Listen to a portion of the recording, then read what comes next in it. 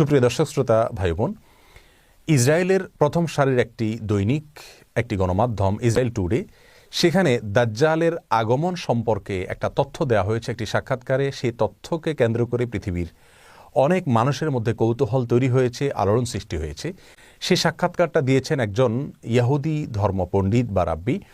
তিনি সেই সাক্ষাৎকারে দাবি করেছেন যে তাদের সিনিয়র ধর্মীয় ব্যক্তিত্ব একজন রাব্বি, তার সঙ্গে দাজ্জালের সাক্ষাৎ ইতিমধ্যে হয়ে গেছে। তার মানে দাজ্জাল পৃথিবীতে ইতিমধ্যে চলে আসছে এবং এর মাধ্যমে তারা মনে করেন যে দাজ্জালের আগমনের মাধ্যমে তাদের বিস্তার ঘটবে, তাদের প্রভাব পুরো পৃথিবীতে প্রতিষ্ঠিত হবে। কারণ ইহুদি ধর্মমত অনুযায়ী তারা দাজ্জালের আগমনকে ইতিবাচকভাবে দেখে, তারা তাকে ত্রাণকর্তা মনে করে। তারা মনে করে দাজ্জাল আসার পর গোটা পৃথিবী তাদের কর্তলগত হবে। এবং এই ঘটনার প্রেক্ষিতে তারা ইসরায়েলের বাইরে সফর করছেন না, সবাই ইসরায়েলের ভিতরে অবস্থান করছেন। বিশেষ করে তাদের ধর্মীয় ব্যক্তিত্বরা ইসরায়েলের বাইরে কেউ যাচ্ছেন না, কারণ তারা মনে করেন তাদের ধর্মবিশ্বাস হলো দাজ্জাল আগমন করার পর পৃথিবীতে একটা ব্যাপক অস্থিরতা দেখা দিবে এবং সেই অস্থিরতায় পুরা পৃথিবীতে যে বিপর্যয় দেখা দিবে, যে ক্ষয়ক্ষতি হবে, সেটা পৃথিবীতে কোনো যুদ্ধেও এত ক্ষয়ক্ষতি হয় না। এবং অনেকটা বর্তমান করোনা পরিস্থিতির যে বিপর্যয় দেখা দিচ্ছে পৃথিবীতে, তারা সেটাকে সেই দাজ্জাল আসার পরবর্তী তাদের ধর্মীয় দৃষ্টিকোণ থেকে যে বিপর্যয় হওয়ার কথা সেটা বলে তারা ব্যাখ্যা করছে। ইসলাম আসলে এ ব্যাপারে কি বলে? একজন মুসলিম হিসেবে আমাদের বিশ্বাস কি হওয়া উচিত? দাজ্জাল কি আসলে চলে এসছে, বা এই সময় দাজ্জাল চলে আসার কথা কি না? আমরা তাদের এই সাক্ষাৎকার বা তাদের সংবাদকে বা তাদের এই দাবিকে বিশ্বাস করব কিনা বা কিভাবে ব্যাখ্যা করব, এ বিষয়ে আমরা সংক্ষেপে কিছু কথা বলবো। আমার তৌফিক ইল্লা বিল্লাহ। প্রিয় দর্শক, কিয়ামত নিকটবর্তী হয়ে গেছে। এ বিষয়ে রাসূল আকরাম সাল্লাল্লাহু আলাইহি ওয়াসাল্লাম অনেক আগে আমাদেরকে জানিয়েছেন। তিনি বলেছেন, বুইসতু আনা ওয়াসসাআতু কাহাতাইন, আমার এবং কিয়ামতের অবস্থান হলো দুই আঙ্গুলের মতো। অর্থাৎ আমার পরে পৃথিবীর সবচেয়ে বড় ঘটনা হলো কিয়ামত তথা পৃথিবীর বা মহাবিশ্বের ধ্বংস বা মহাপ্রলয়। তারপরে কিয়ামতের অনুষ্ঠান ঘটবে।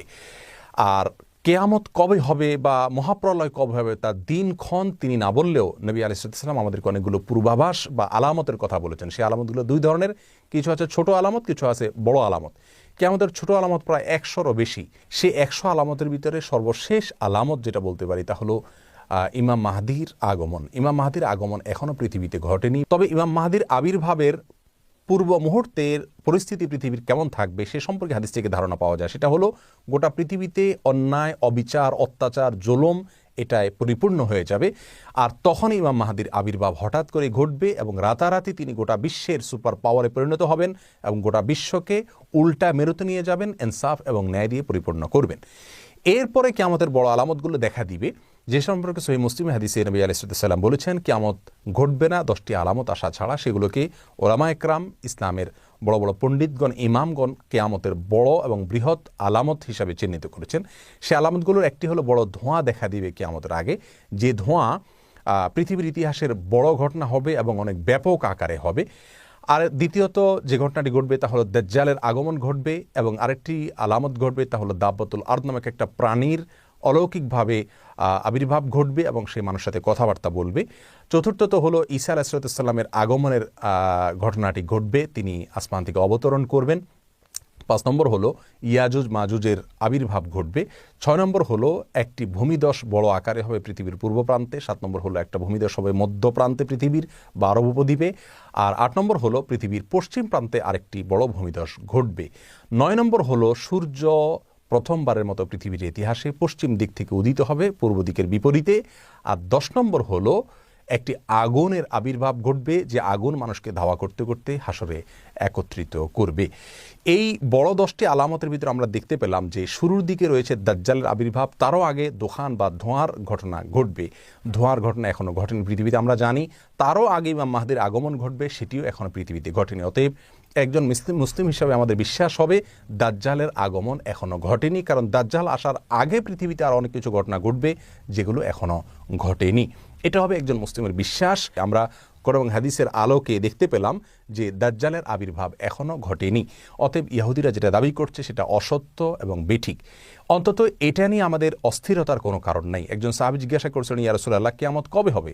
নবী আলাইহিস সালাম বলেছেন, তুমি তার জন্য কি প্রস্তুতি নিয়েছো? এই হাদিস থেকে আমরা স্পষ্ট ধারণা পাচ্ছি যে কবে কে আসছে, কোনটার আবির্ভাব হচ্ছে কি হচ্ছে না, এটা নিয়ে আমরা যতটা কৌতূহলী হচ্ছি বা যতটা আমরা অস্থির হচ্ছি, এর চাইতে গুরুত্বপূর্ণ ইস্যু আমাদের জীবনে যে আমরা কিয়ামত হলে সেই পরিস্থিতি আমাদের করণীয় কি থাকবে? দাজ্জালের আবির্ভাব কথার কথা হয়ে গেল, তাহলে সেই মুহূর্তে দাজ্জালের যে ফিতনা, দাজ্জালের যে পরীক্ষা, এখানে অনেক মানুষ নিপতিত হয়ে ঈমান হারা হবে, অনেক ভালো ভালো মানুষ পর্যন্ত ঈমান নষ্ট হয়ে যাবে। দাজ্জালের যে ধূম্রজাল, তার যে ধোঁয়াশা, তার যে ফিতনা, তার যে পাওয়ার, সেগুলো দেখে অনেকে তাকে সৃষ্টিকর্তা মনে করবে, আল্লাহ মনে করবে। এই পরিস্থিতি থেকে বাঁচার জন্য আমরা কি প্রস্তুতি নিয়েছি? রাসূল করিম সাল্লাল্লাহু আলাইহি ওয়াসাল্লাম দাজ্জালের ফিতনা থেকে বাঁচার জন্য অনেকগুলো আমলি কথা আমাদেরকে শিক্ষা দিয়েছেন।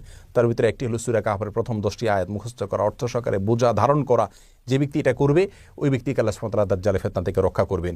আরটি হলো দাজ্জালের ফিতনা থেকে রক্ষার উপায় হলো দাজ্জাল সম্পর্কে নলেজ অর্জন করতে হবে। পৃথিবীর পূর্ব প্রান্ত থেকে তার আবির্ভাব ঘটবে, 40 দিন সে পৃথিবীতে অবস্থান করবে, সিরিয়াতে তাকে ঈসা আলাইহিস সালাম হত্যা করবেন।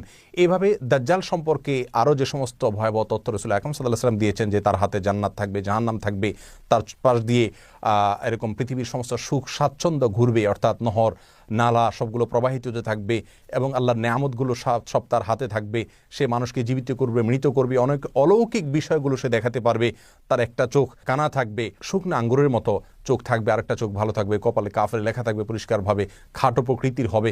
তার সম্পর্কে বিশদ বিবরণ হাদিসে দেওয়া হয়েছে, সেগুলো নলেজ অর্জন করা যাতে তাকে চিনতে সুবিধা হয়। আর সবচেয়ে বড় অস্ত্র হলো আল্লাহর কাছে আশ্রয় প্রার্থনা করা। বিশেষ করে নামাজের শেষ বৈঠকে আত্তাহিয়াতুর পরে, দুরুদের পরে দোয়া মাসুরের জায়গায় একটা দোয়া রাসূল আকরাম সাল্লাল্লাহু আলাইহি ওয়াসাল্লাম শিক্ষা দিয়েছেন, আল্লাহুম্মা ইন্নী আউযু বিকা মিন আযাবি জাহান্নাম ওয়া মিন আযাবিল কবর ওয়া মিন ফিতনাতিল মাহইয়া ওয়াল মামাত ওয়া মিন শাররি ফিতনাতিল মাসীহিদ দাজ্জাল।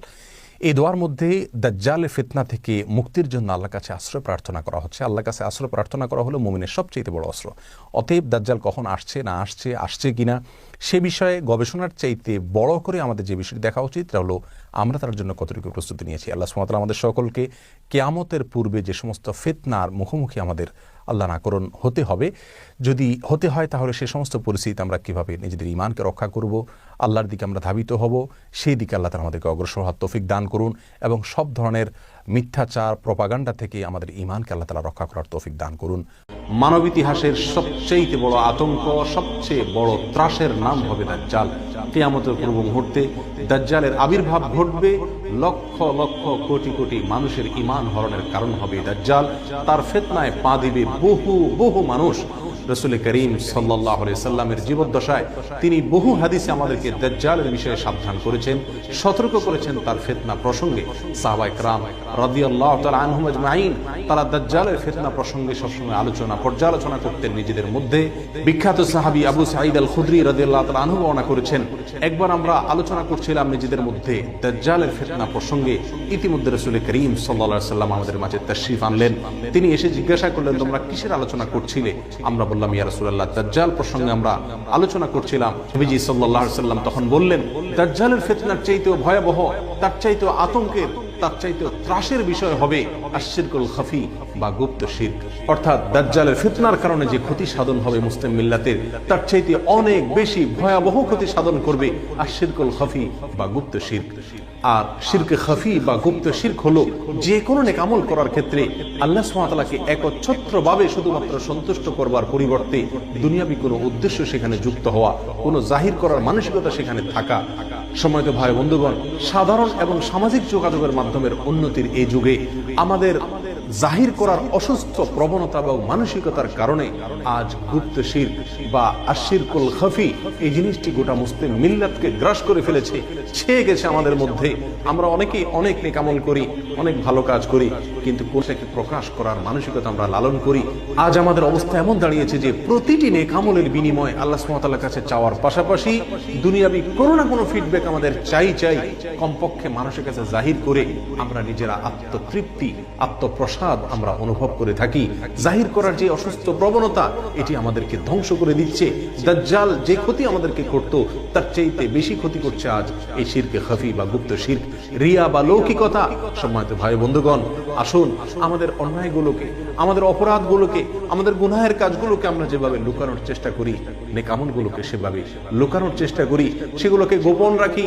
আল্লাহ এবং আমার মাঝে সেটা ভেদ হয়ে থাকুক, একান্ত গুপ্ত থাকুক, গোপন থাকুক, তবে ইনশাআল্লাহ কিয়ামতের ময়দানে এই আমলগুলো আমরা দেখতে পাবো, এর বিনিময়ে আমরা অর্জন করব।